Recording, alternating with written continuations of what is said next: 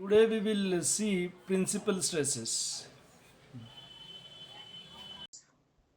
So now next that is uh, principal stresses. So we have principal stresses. So what are principal stresses and where it will acts? Now we have principal planes. So we have it is the plane on which my shear stress is zero. So shear stress is zero means I have only normal stresses.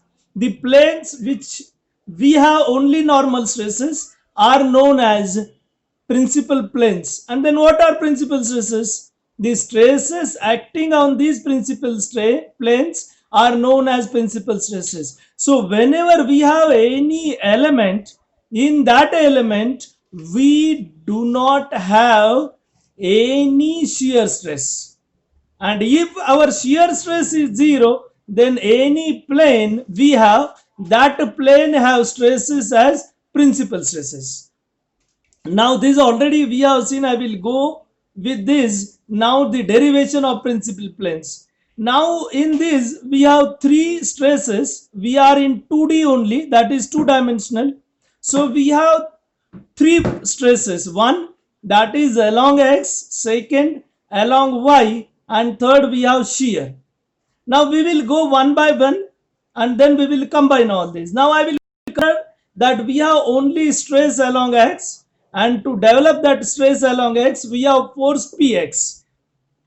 Now if we have another which is py, that is along y direction, and then we have shear stress which is along the surface. So we have that is along these forces. Shear stress means my force is along the cross section, and normal stress means my force is perpendicular to the cross section. So you can see P1 and P2, these are going to develop shear stress, and Px and Py are going to develop normal stress, because P1 and P2 are along the cross sections. So this develops shear stress, and Px and Py perpendicular to the cross section, therefore develop normal stress.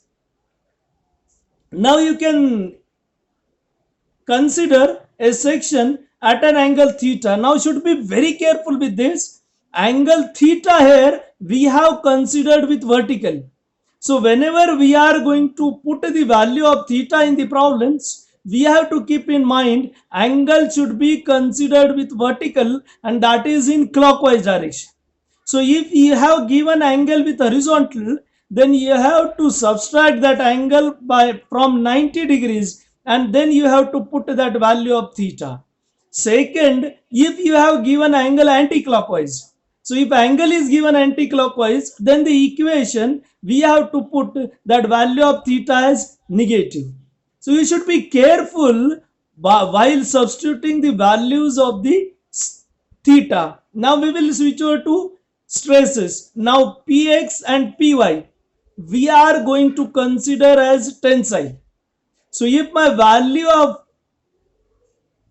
Px and Py, that is sigma x and sigma y, are tensile, then value we have to put in the equation as plus. But if my Px, Py or sigma x, sigma y are compression, then I have to substitute that values as negative in the equation. Similarly, P1 and P2, now we have complementary shear stresses. That means shear stress developed by P2 and shear stress developed by P1 are same. Now when we will put plus and when we will put minus, so if your shear stress or shear force along the horizontal face are developing clockwise moment, then I will put that shear stress as plus. If I have shear stress developed due to shear stress which is along vertical face anti-clockwise, then I will put it as plus. So you can consider any of these two. You can consider horizontal faces develops clockwise and vertical places anti-clockwise will be considered as positive, which is most important. Now you can go through to this. So in this we can have px and py. Now we will consider this. So you can see I will first go to px and py and then p2. We are going to consider the forces which are below your section considered. So we have section forces considered below section are px, py, but px towards right, py downward, p1 upward, and p2 towards left. Now we can go to this. So we have this value that is px. So we will consider one by one. So area, vertical area or face we are going to consider vertical, having cross sectional area A. And if we will go to this, what will be my sigma x? So sigma x I have px upon A, because cross sectional area I have considered for vertical face as A. Now if I will go to this making angle theta, then I will take A upon cos theta. Now you see I have vertical as A and theta is the angle. So what will be my area that is across this section? So A is vertical. So we can have angle theta with this. So we have cos theta is equal to area of this section divided by A. So area of section I will get it as A upon cos of theta. So we have just keep in mind cos theta is vertical upon diagonal. So vertical is A and diagonal is area of diagonal. So area of diagonal equal to A upon cos theta. And that you have to keep in mind. So diagonal gives me A upon cos of theta. Now if I will find px, that is developing your stresses, forces along section and perpendicular to the section. So px cos theta develops normal stress and px sin theta develops shear stress, because px cos theta is perpendicular to the section and px sin theta is along the section. So whichever force is perpendicular develops normal stress and which is along the section develops shear stress. And now we can have this angle theta if we will go by geometry. So we have sigma n and sigma t. So that is sigma n is px cos theta upon A cos theta, and then we have px cos theta upon A, because we have denominator of denominator, and from this I will get sigma n sigma x cos square theta. This principal stresses is most important, which is in all competitive exams, carries more weightages. You have at least one question. Now whichever questions I have selected today, all are from your GATE and IAS examination. So you can understand the importance for principal stresses, because name itself is principal. So that is everywhere. So we have now sigma t. Sigma t we have px sin theta upon A cos theta. So sigma t we have px sin theta upon cos theta upon A, which will be sigma t sigma x sin theta cos theta. So sigma x sin 2 theta by 2, which is my first equation. See, I will give given numbers for sigma n and Roman numbers for sigma t, because we have to add for all. We have px, we have py, then we have p1, and then we have p2. So all these four we have to add, and then we are going to get final value that is of stress, that is normal stress and shear stress. So now you can see this. So we have this will be py. So we have theta. Now A. So in first we have considered capital A. Here I have considered small a. So now in this we have front side upon diagonal, that will be sin theta, and sin theta we have, therefore my area of diagonal is small a upon sin theta. Do not confuse with A, C notations or letters I have used. capital A for Px and a small a for Py.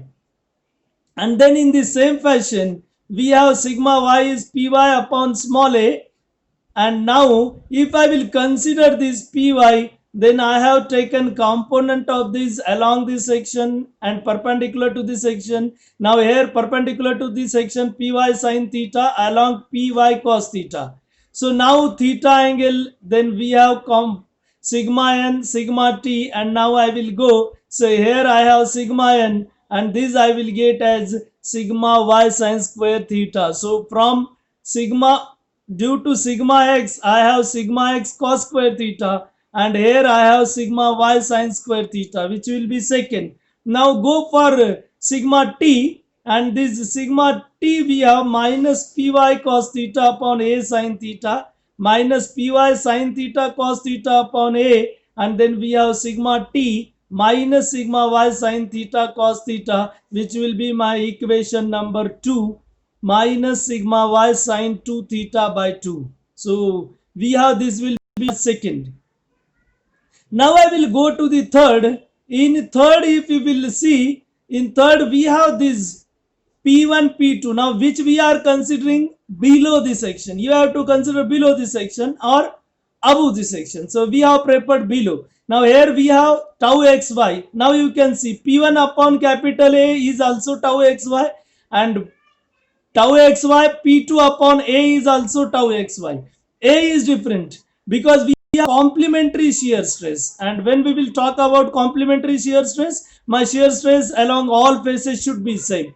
And now we are going to take the components of this, and then you can see the components. We have P2, and due to P2 I will get these two, P2 cos theta, P2 sin theta, and then we have calculated sigma n, and that sigma n will be third minus tau xy sin 2 theta upon 2. So we have sin theta cos theta, we have multiplied and divided by 2, and that will give us sin 2 theta. And similarly I will go for P2, and then we have P2, and that is sigma t, that is minus tau xy sin square theta. So this is due to P2, which is along horizontal direction. Now I will go due to P1 also. This already we have covered in the classes. So you are in the notebook also. If you are with notebooks, म्हणजे आपण जर रद्दीत टाकलं नसतील तर 100% ते आपल्याकडे असतील, आणि त्या जर आपण उघडल्या, त्याच्यावरची धूळ साफ केली थोडीशी आणि पाहिलं, तर हे सगळे डेरिवेशन आपल्या नोटबुक मध्ये आपण एकदम व्यवस्थित घेतलेले आहे. फक्त मला वाटतं आता जी एससी ए डिव्हिजन होती, I was not with that division, other I have with strength of materials.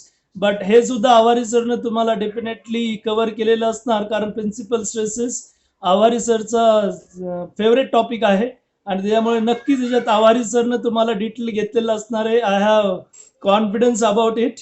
And then we have sigma n, that is minus tau xy sin 2 theta by 2, and sigma t I have tau xy cos square theta. In the same fashion, just you have to take component of this, and then area you have to keep in mind which area you have to go to this sigma.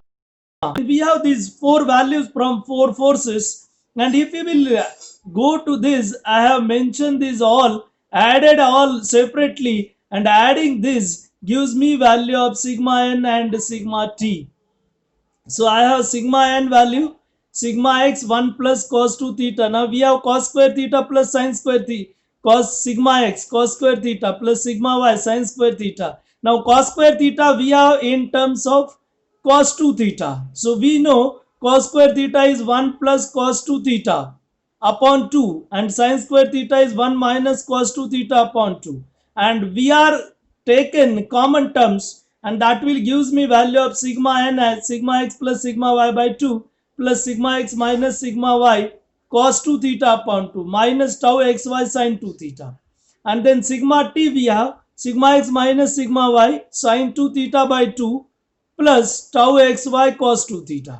So we have considered, or we have added the terms. Now if you will go to the terms third and fourth in sigma t, then we have cos square theta minus sin square theta, and that again gives us cos 2 theta. and we have substituted that value accordingly, and we will get these values, that is for sigma n and that is for sigma t.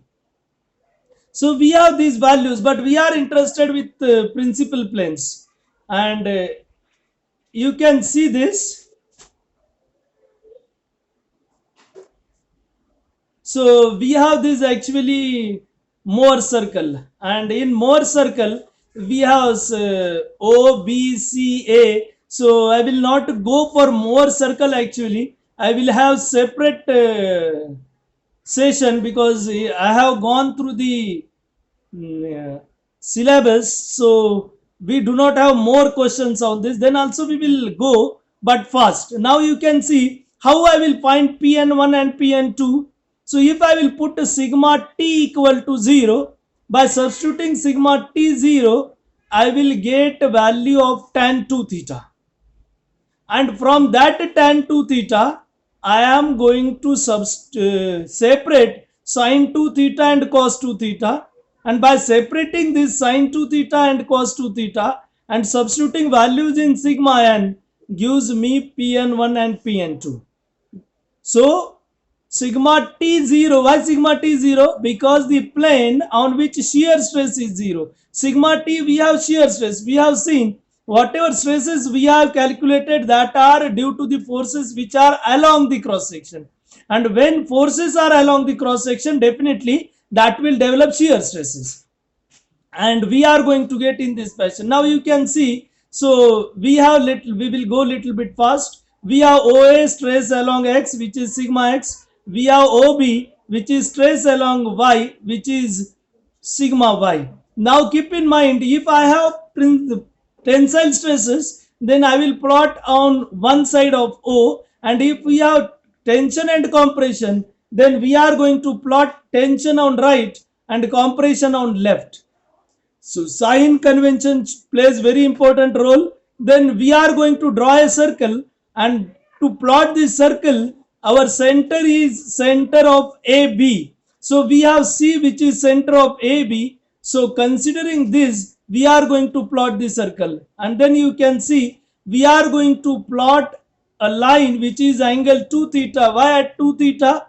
Because we are, if you will see the equations of Pn1 and Pn2, there we have 2 theta. Or if we will go to these equations of sigma n and sigma t, we all have terms with 2 theta, and therefore Morse has given that as angle 2 theta. And taking angle 2 theta, we have P, and then we are going to draw perpendicular from P, and that will gives me M point, and that OM we are going to get it as sigma, and that is total normal stress value. And here PM we are going to get total shear stress value. And then we have these OP we have a resultant stress. So we are in this fashion. So you can see here OM we have normal stress, PM we have tangential stress, and OP we have resultant stress. So these values we can find by Mohr circle. This is actually simplest. Now ON1, that will gives me major principal stress, and ON2 we are going to get minor principal stress. These values of principal stress or normal tangential stress, we have to always find from O, that O may be at one end or it may be intermediate point, because when we have one stress as tensile, another as compression, then O will be in between the points. Now here I have considered another problem, and in this problem you can see I have considered OA as sigma x, but that is tensile, and OB I have considered as compression. C is the center of it, and then we have plotted this circle by taking CB as center, and then we have angle 2 theta, and that angle 2 theta again with horizontal, and P we have point. Now see, I have kept these letters same for all, and now from this I will get OM, which is again normal stress. Then we have PM, which is shear stress, then we have OP, that is resultant stress, then we have ON1, that we have major principal stress, ON2 normal principal minor principal stress, and we have in this fashion. Now next problem I have considered, where we have normal stress along with shear stress. First two we have only normal stresses, and second we have uh, normal with shear. Now when you have normal stresses, in that case that normal stresses will act as principal stresses. Now if you will see the last diagram, so you can see we have plotted OA as sigma x, and your principal stress also is ON. So OA equal to ON because my shear stress is 0, and whenever my shear stress is 0, my principal stresses are itself as normal stresses, and therefore you have OA equal to ON and OB equal to N2. That is in both last problems also we are in the same fashion. So when now we have shear stress also, then you can see we have OA, then we have OB, then C again we have center. Now we have plotted AA1 as shear stress at A and BB1 as shear stress at B, and now my radius is not CB, now my radius is CB1 or CA1. So taking CB1 or CA1 as radius, I am going to plot the circle and we are going to get this circle. Now if you will see in first case, your circle ends at A and B, but here our circle ends are not at A and B, and therefore we have principal stresses are different from your normal stresses when we have shear stress acts. And now you can see if we will go to the angle 2 theta, but angle 2 theta we have to take with CA1 angle 2 theta, and then we will draw perpendicular from P, then we have OM which will be my normal stress, then PM we have tangential stress, then OP we have resultant stress, then ON1 we have major principal stress, then ON2 we have minor principal stress. So try to understand the change in the problems. First I have taken both are on tensile side, second I have taken one on tensile, another on compressive, but in both the problems we have taken shear stress 0. So my value of OA, that is equal to ON1, OB equal to ON2. But in this case you can see my OB and ON2 are different, OA and ON are different. So now we are in this fashion. Now we will go to the problems. So we have, for the state of plane stress shown in the figure, calculate the maximum shear stress in MPa. Now we have Pn1 and Pn2. Now I have not derived Pn1 and Pn2, that we know sigma x plus sigma y by 2 plus minus root of sigma x minus sigma y by 2 whole square plus tau square. So that equation actually is not with us. Now we can go with this. So we have given this element, and on this element actually we have all stresses, that is normal and shear. Now keep in mind sigma x is given minus 2, sigma y is given plus 4. Now what is maximum shear stress? Shear stress is different, which is acting on the element. Maximum shear stress is Pn1 minus Pn2 upon 2, that is we have Pn1, we have major principal stress. So major principal stress minus Pn2, we have minor principal stress. So major principal stress minus minor principal stress upon 2, that will gives us maximum shear stress. Now question, we are with maximum shear stress which was asked in GATE 2014. Now if you will go to this, then you can have this formula. Now you have to remember this formula, you do not have any choice. Pn1 and 2 equal to sigma x plus sigma y by 2 plus minus root of sigma x minus sigma y by 2 whole square plus tau square. From where we are going to get formula, I told you already. You have to equate sigma t equal to 0, from which you are going to get tan 2 theta.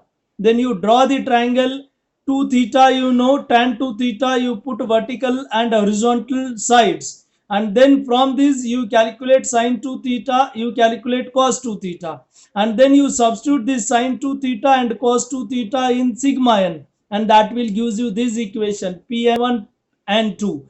And now you substitute these values. And by substituting these values, we have sigma x plus sigma y by 2 plus minus. If I will take plus, then we have major principal stress. If I have minus, then I have minor principal stress. Now we will substitute these values. Sigma x we have, now see, sigma x is minus because we have compression. So minus 2 plus 4 upon 2 plus minus root of minus 2 minus 4 by 2 whole square plus 4 square.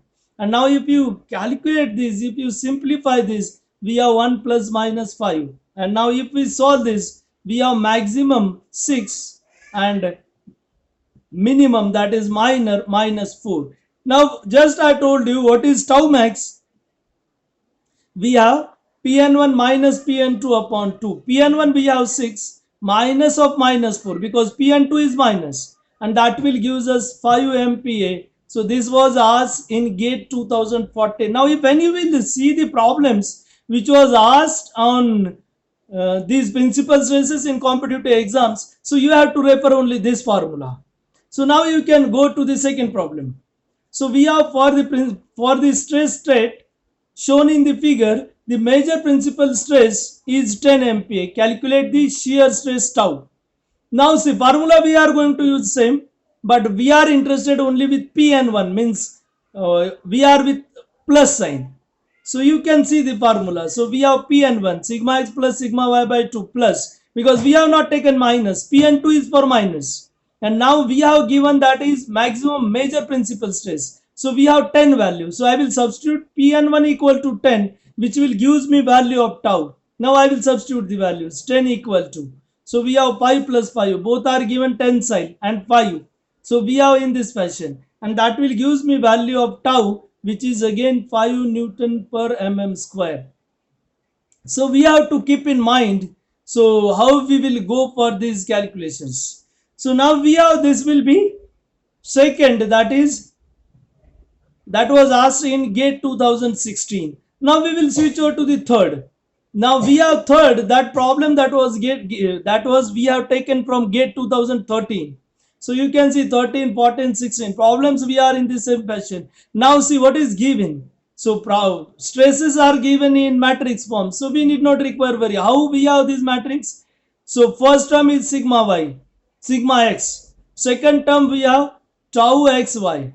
Then second row we have first term tau yx, and we have tau yx equal to tau xy. And fourth term we have sigma y. Or we are, otherwise we get confused, little bit change, then we are confused with this one. But here we have given diagonal are your normal stresses. So sigma x, sigma y, this diagonal. And then second diagonal you have shear stress, tau xy and tau yx. So we have sigma x 100, sigma y 20 and tau xy 30. And we have to find maximum shear stress. So we have to find Pn1, we have to find Pn2. And by knowing Pn1 and Pn2, we are going to get value that is of stress. So Pn1 and 2 we have Pn1 given 100, sigma x given 100, sigma y 20. So if we will substitute this and calculate, then we have Pn1 and 2 60 plus minus 50. So if we substitute Pn1, we are going to get at 110, and Pn2 we are going to get it as 10 MPa. And then if I will find maximum shear stress, which is Pn1 minus Pn2 upon 2, I will get this value as 50 MPa. So you have definitely one question that is relate with your principal stresses. Then we will go to the fourth problem. So now that fourth problem we have taken from IES, which was asked for 8 marks in 2019. That is latest question paper. Now when 120 mega Newton per meter square, so we have mega 10 raised to 6, and meter square to millimeter square we have 10 raised to 6. So that comes Newton per mm square. So these IES problems are simple, but you have to think a little. So whenever we have given mega Newton per meter square, that is nothing but MPa, because Newton per meter square is P Pascal, and that is Newton per mm square. So mega Pascal is 1 megapascal is 1 Newton per mm square. Now see, sigma x is given 120 plus tension and 90 is given compression minus, and that is given if the maximum principal stress is not exceed to 150. Then to what shearing stress can the material be subjected, and what is the minimum resulting shear stress in the material. Also find the magnitude of the other principal stress and its inclination to 120 mega Newton per meter square. Problem is again simple. So we have first Pn1 and 2, out of which I have to take Pn1. So plus sign, which will gives me value of Pn1 150 1 equal to 120 minus 90. So we have seen this problem was asked for only tau for 2 marks in GATE examination, and from this I will get value of tau. Tau I will get as 84.85 Newton per mm square. Now second was asked Pn2, and I will get value of Pn2, that is with minus sign. So by substituting value of tau, Pn2 I will get minus 120, Pn1 150, Pn2 minus 120. So they have also asked plane. So now tan 2 theta, we have 2 tau upon sigma x minus sigma y. That will gives me value of theta 19.47. We know these two planes are perpendicular to each other, because you know sigma x and sigma y, these are perpendicular to each other. So in the same fashion, we have these two are perpendicular to each other. So first angle I will get 19.47. So automatically second angle I will get it as 109.47. Maximum shear stress Pn1 minus Pn2 upon 2, and that is 150 plus, because Pn2 is minus. So minus of minus I will get it as plus, and that is 135 Newton per mm square. Was asked for 8 marks in 2019. Now we will go to the next, which was asked in 2017 for 12 marks. Now we have given these values. So is subjected to stresses as shown in figure. Determine the principal stress and maximum shear stress and the plane on which they act. 12 marks. So now we will go in the same fashion. So Pn1 and 2. Now sigma x is given, sigma y, both are positive, and then we have substituted this value. Now in this, we are going to get this value in this fashion. So 55.16 according to our sign convention is minus, but for Pn1, Pn2, you take plus or minus value of tau. So we have square. So we are going to get values as same for Pn1 and Pn2. And now if we will substitute this and calculate this, then I will get Pn1 93.05 plus minus, Pn2 we have 36.93 Newton per mm square, and then maximum shear stress we are in this fashion. So 18.33 Newton per mm square. So this question was asked for IES, which was in 2017. Now tan 2 theta, so we are in the same fashion, and then we will go last problem, which was asked for 20 marks in IES 2018. Now see, you have to think a little what is given. In a steel flat plate, state of plane stress available, calculate sigma y and principal stresses. If sigma x is 140 Newton per mm square, mu is given 0.25, tau xy 40, epsilon z minus 3.6 into 10 raised to minus 4, and E is given 20 marks. Now see, sigma y is not given. So we can find sigma y by epsilon z, because we know we have epsilon z equal to 1 by E in bracket sigma zz minus mu sigma xx minus mu sigma yy. Now sigma zz is 0, and therefore we are going to get value of sigma yy from this. So we have this one, sigma zz is 0, so I have not considered in the equation. And now when we will substitute this value of epsilon z and mu and sigma x, that will gives me value of sigma y, and sigma y I will get as 148 MPa. So do not afraid sigma is 140, then how sigma y will be 148. Any stress you have value greater, it may be sigma x or it may be sigma y.